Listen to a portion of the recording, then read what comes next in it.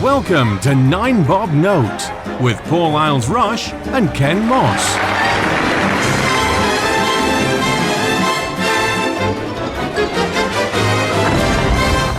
Hello everybody and welcome to 9 Bob Note with me, Paul. And me, Ken. Now Ken, this week we have a very special episode. There's only one thing we can talk about this week.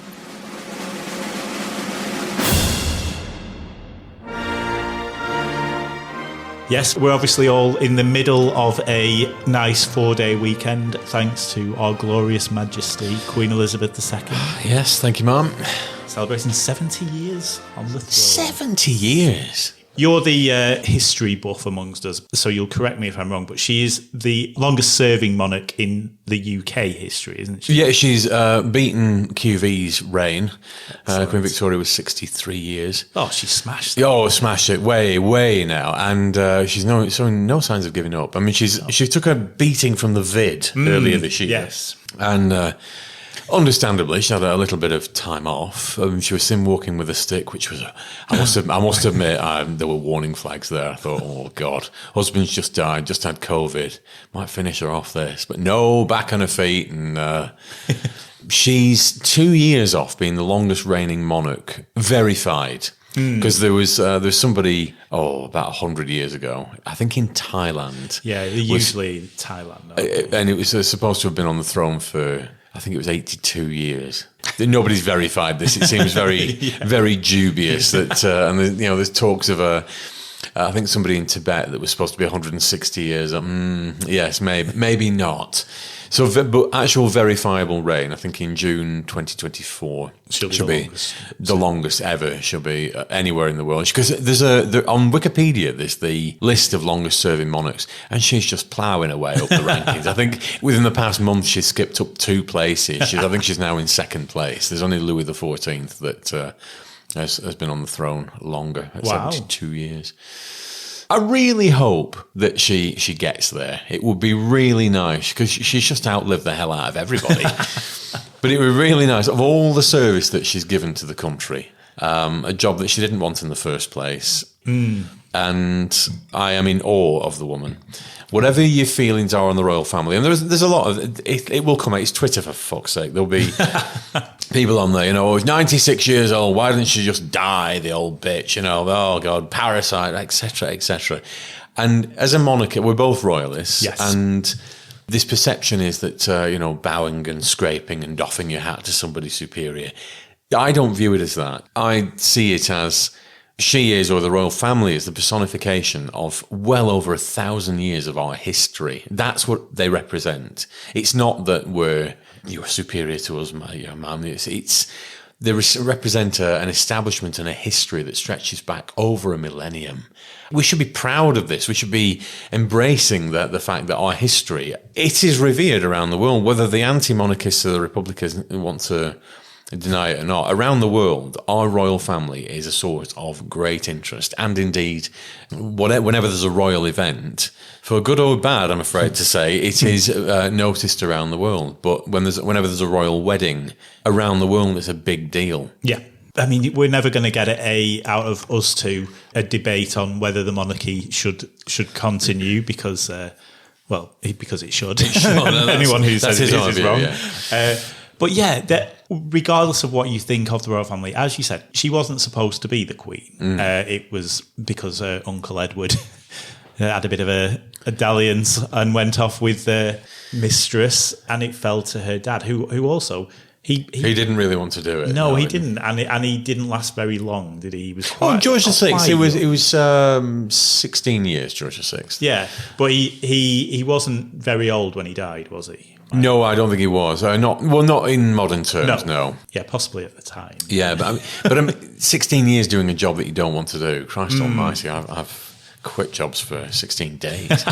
and also bearing in mind that was during the Second World War as well. Yeah. Which wasn't a particularly pleasant time for a lot of people. So she had it thrust upon her. When she was born into a life as essentially a secondary royal, wasn't she? You know, where she would be a princess, she could marry who she wanted. She married Prince Philip because she loved him, not because it was a political move.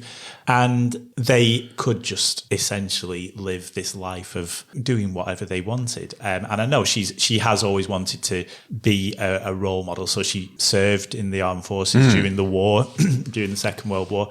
And then by that time, of course, it was inevitable that she would become the Queen at some point. And she did. And she's been with us through probably the most profound change that any monarch has reigned through. I mean, if you think about just everything that has changed, I mean, not just in terms of the world and politics and things, but computers, TVs, streaming, you know.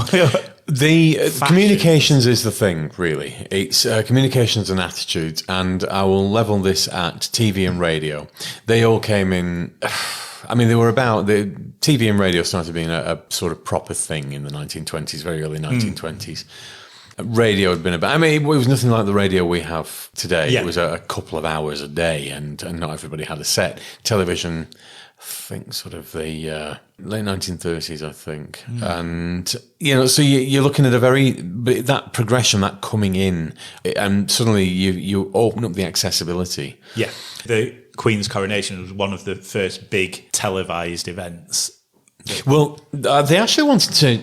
There was somebody, I think they were a German filmmaker, a French filmmaker, I think, wanted to do the coronation of Edward VII, I think. Really? I think. And set up in the Abbey. And then they heard how loud the movie cameras were. And so that was completely vetoed. So they almost filmed Edward VII's coronation in 1910. 1901, I think it was. But yeah, so as time's gone on, the decades have worn on, they've become more and more in the spotlight in a way that they never were before. They were all bread and circuses, many tiers removed. The occasional article in the newspapers of what the royals were up to. Now they're accessible on a day-to-day basis. Yes. Royal families on Twitter and Facebook. So, yeah, there's been a huge seismic shift in social life. I think you're right there. It's been more than any other monarch's had to go through. She's seen, I think it's something like 17 prime ministers. It is a lot she's been through. Just, again, outliving the hell out of everybody. Yeah. Let's hope she outlives this one.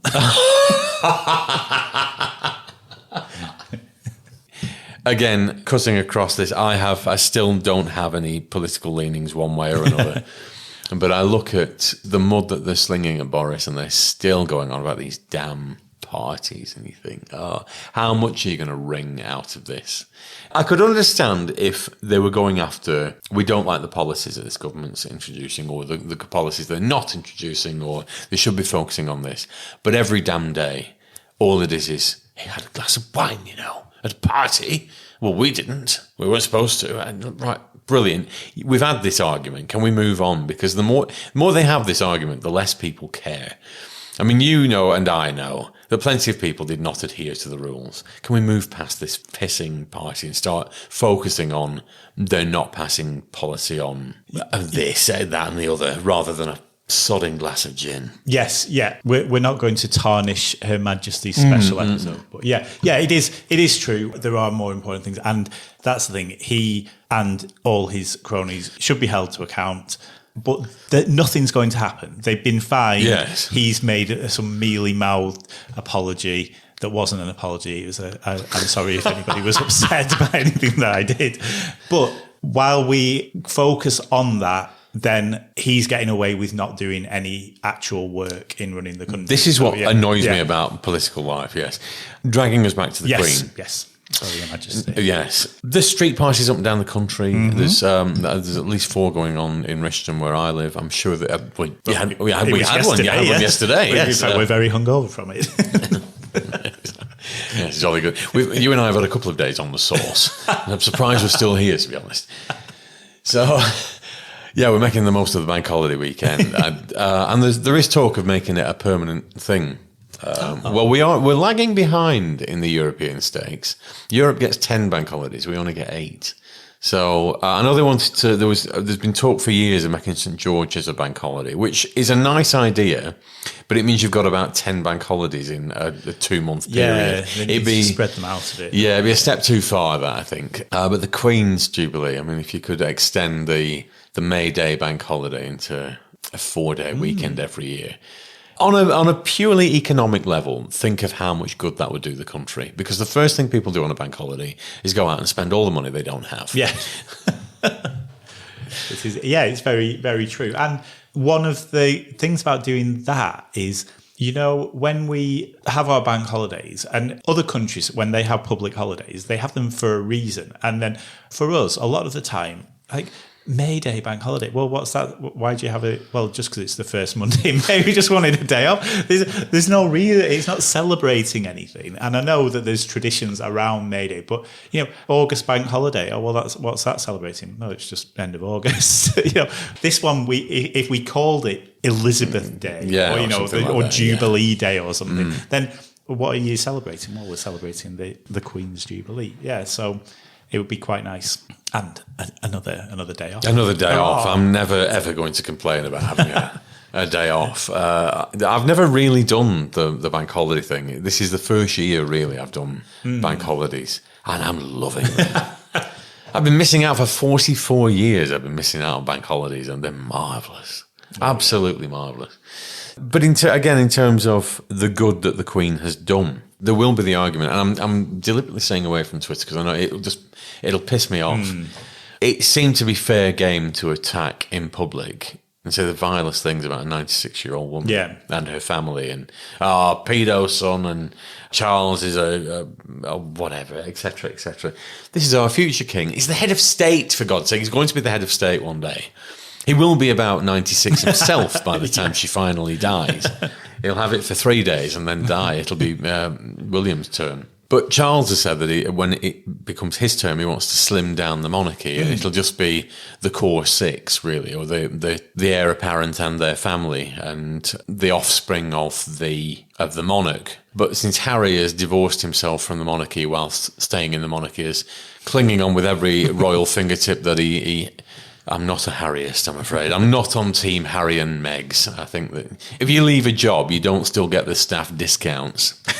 Fuck off. But it's a modern approach. So the people have got this idea that the royal family just goes on and on and on. They all live in stately homes. It's all paid for by the taxpayer. It's not. No. There is a hierarchy now. It's only the senior royals that get anything. Yeah. And even then they have to the Queen's, they've all had jobs. They've not just, and that's been to earn a crust. It's not just been because they fancy a job. Yeah, I would see what it's like to be a normal. Yeah, you're a plumber. What on earth is that? One of my favourite Eddie Izzard quotes. But I do genuinely believe the monarchy is, as a structure, as an institution, or the fabric of our history together. You do away with the monarchy, all of a sudden, all the royal residences become just pieces of furniture, which are there to be sold off as, it's the Crown Estate, which vast chunks of the Crown Estate, they would pass to the government, I think. And the first thing that you would do is monetize those, because you've got great chunk. The Crown Estate is the biggest estate in the whole of certainly England and the UK. After that, it's the Church of England. And then the Catholic Church, the vast swathes of property and all acquired hundreds of years ago in quite unsanitary terms, really. But it's there, and it's part of the fabric of history. Now, do away with that, and all of a sudden you start dismantling the things that make England England. And I know that it all sounds very colonial and British Empire when we had a fine rose-tinted glass. It's not that at all. But you start taking away one by one the landmarks, and they just become buildings scattered up and down the country with no real meaning to them. And that used to be where the Queen lived. Well, we don't have a Queen, so it doesn't matter. Yeah. And if we got rid of it, then what would we have? There's literally nothing in this country for us to be proud of, apart from the fact that we've got a royal family. And as you say, they're not all great. There are bad apples, as there are in all families. But it's all part of the history. And and they do an awful lot. the monarchy and the royal family, yes, it could probably do with a bit of modernisation. Yes. I mean, for example, the state opening of Parliament the other week, where the Queen wasn't there. Strangely, she was too ill to attend the state opening of Parliament. But the next day, she was at the horse show, smiling and waving. We've all pulled a sickie. I would not have wanted to be there for that. But Charles and Camilla went to, on behalf of the Queen, and then the Crown was driven in a separate car to Parliament representing the Queen. And that was a huge expense. And that kind of, especially when Parliament, the Queen's speech was, well, it was supposed to be about how the government is going to help people who can't afford to live. Obviously it wasn't. But it did seem a little bit out of touch. So, yeah, maybe it could do with a bit of slimming down. But we don't want a royal family like some of the European countries where they are just normal people. Oh, there's the king, playing. All right, George, how you doing? Yeah. Go out for a pint of milk. Yeah. Yeah, because the pomp and the circumstance of the Queen, opening Parliament with the ridiculous robes and the stupid crown, that's part of the reason why it works. That's part of the reason why the Platinum Jubilee celebrations, there's going to be loads of ridiculous things going on that people in any other country, if you did it in any other country, people would be like, what the hell? But if you look at anything, I mean, the other week I was invited to an operatic performance. It was Platinum Jubilee performance. And I mean, I love opera, so there you go. But lots of people would turn their nose up in that and say, oh, opera, Ponzi is for, or just for the rich. Well, I live in a terrace house, love. I am not rich. It's like opera. But I love the traditions that we've got. And I'll be the first to say we have got some very silly traditions in this country. Morris dancing's one. I don't know why I find Morris dancing so fascinating whenever I see it. Because certainly in this area, in the northwest of England, there are plenty of Morris dancing troops. And in summer, and they're actually quite entertaining. But you look at them and just drill it down. You've got people twatting about with wooden battens and bells and bits of rag, black-faced up as crows and things. And what the hell is all that? What is this about? In normal circumstances, you look at somebody who walks into the pub, what a twat. But it's perfectly normal on a village green with an accordion.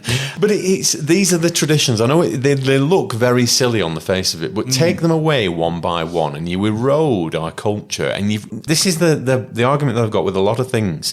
It's all good and well saying when resign, or get rid of them, abolish this, abolish that. What are you going to replace it with? And they never have anything coherent to replace it with. It's just get rid of that.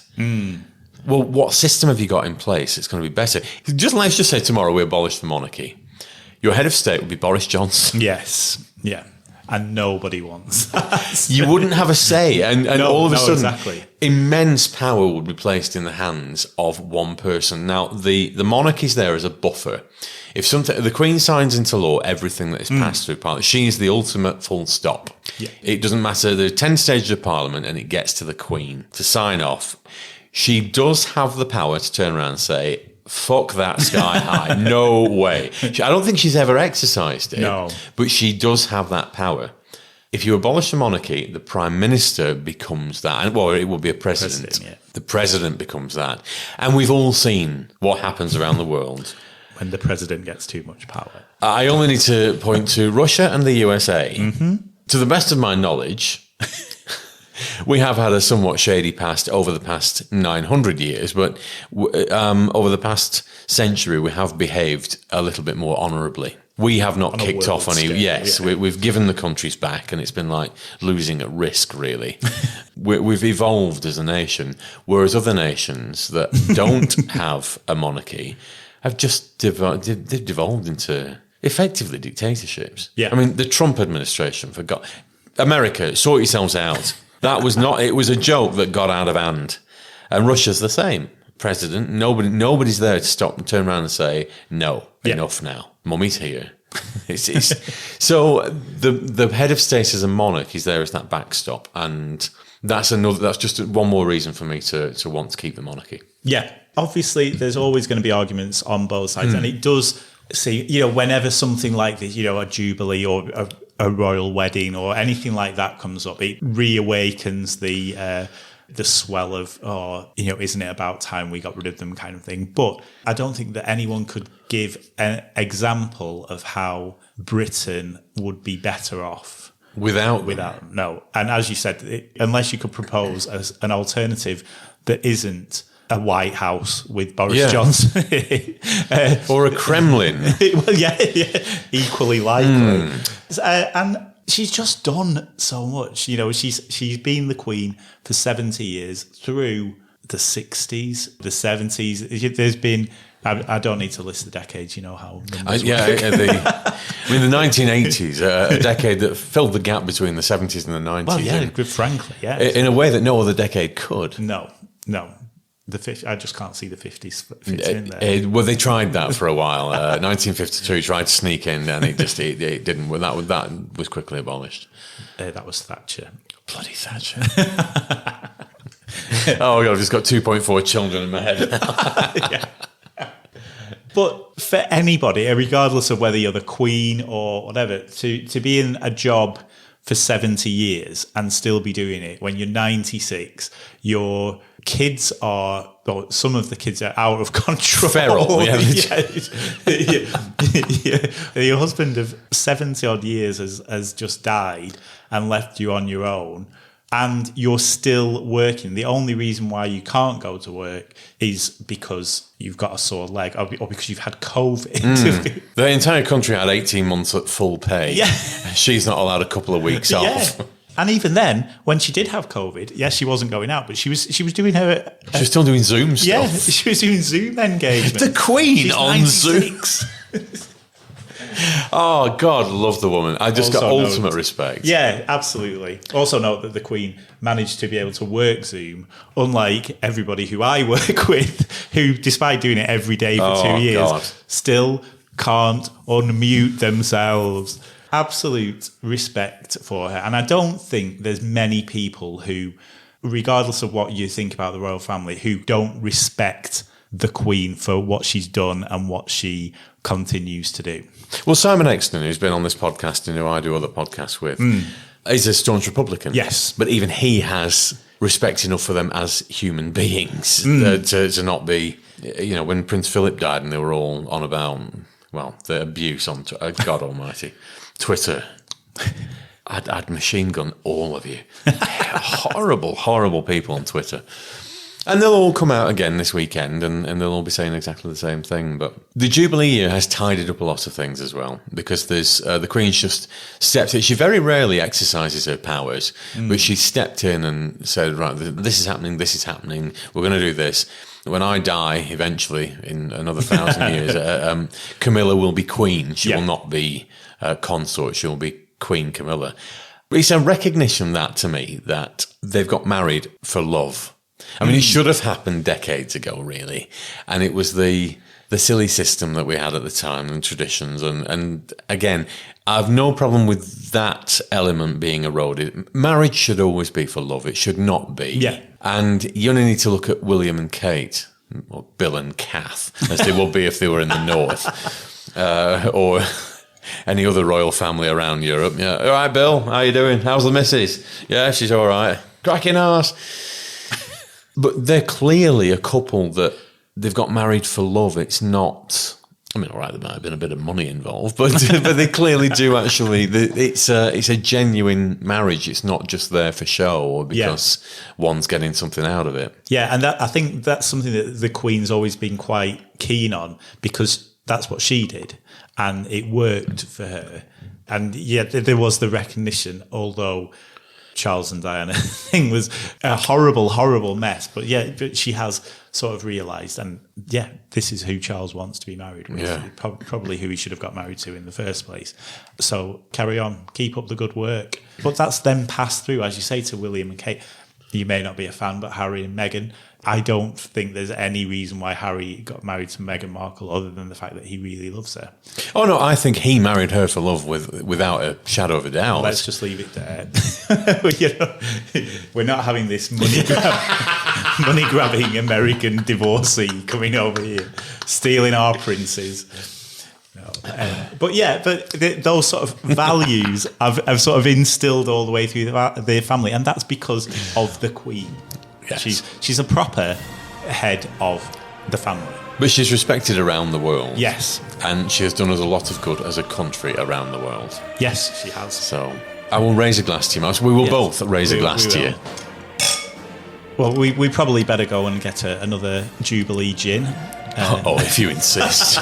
And we salute you, Your Majesty. Thank you for 70 years that we've been part of some of them, not all of them. Yes.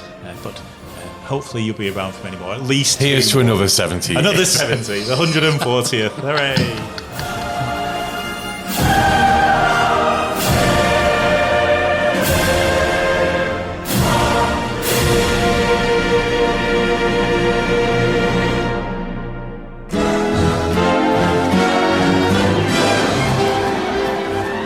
Nine Bob Note featured Paul Isles-Rush and Ken Moss.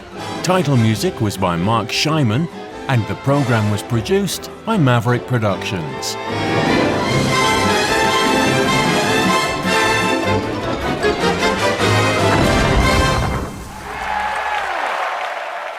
For more information, please visit maverickproductionsuk.blogspot.com or find us on social media.